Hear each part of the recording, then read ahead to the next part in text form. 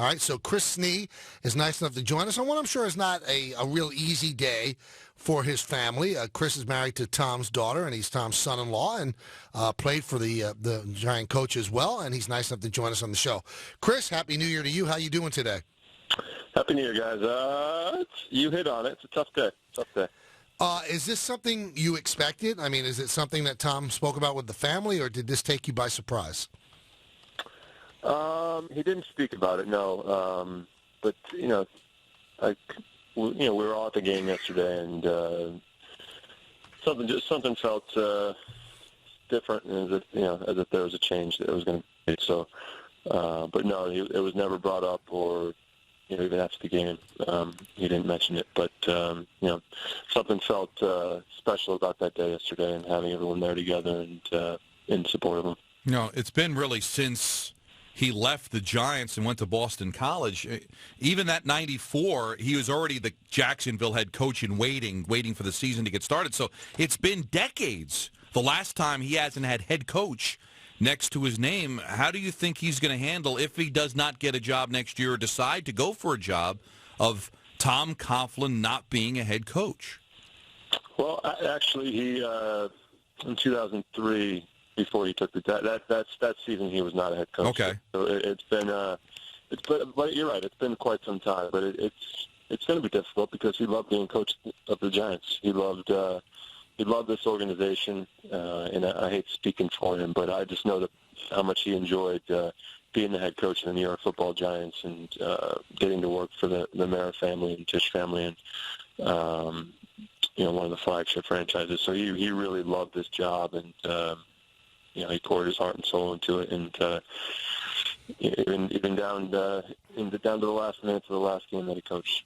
I'll tell you what, Chris, being around Tom, certainly not as frequently as you, this is a guy that I wish to be that energetic and in that great a shape at the age of 69. I don't know how the Giants spin it, or the way that Tom is saying that he resigned. I just get the feeling that if there's a job in a good situation that open up, even Bill Parcells said, I could see him coaching again. Could you see him coaching again, or do you think this is it? One, I would say, why wouldn't the team call him? With his record, with what he did with that team that he had this year. I'm going to keep saying it over and over again, but I mean, look at the players he had to work with this year, and yet he still had them, in most games, and really close to being a division champion. So I think it was a great coaching job, and call me biased, I am, but I love the guy, and I think he's a hell of a football coach, and his phone will be ringing. And I don't know what he's going to do. I haven't seen him. I'm sure I will shortly, but I'm sure he'll need some time because, like I said before, he loved being the coach of this team. Chris, I felt that the whole Odell Beckham Jr. situation from Carolina was just uncharacteristic of Tom as the disciplinarian. The way that whole thing was handled. Were you surprised by it, that he wasn't benched, that he defended Odell, or did you think that kind of fell in line with the way you thought Tom was at that moment? Well, I'd say that he will always defend his players, and that's why his players love him. I will say this, is that I don't know if he knew to the full extent of what was going on until after the game, but I also know that if I question, where the other players were in that whole situation. I don't want to go back on that, but I mean, if that was the one of the teams I was on, myself or O'Hara or somebody would have grabbed him in the huddle. Brandon Jacobs, who was, I played with a lot of passionate guys, but and that is something where the players needed to step up and stop that. Do you believe that Tom is the same coach as he was 10 years ago? I mean, there are some Giant fans, the game passed him by. Don and I don't think so. But what's your take? Is he a different coach? Do you think he could still coach in the NFL?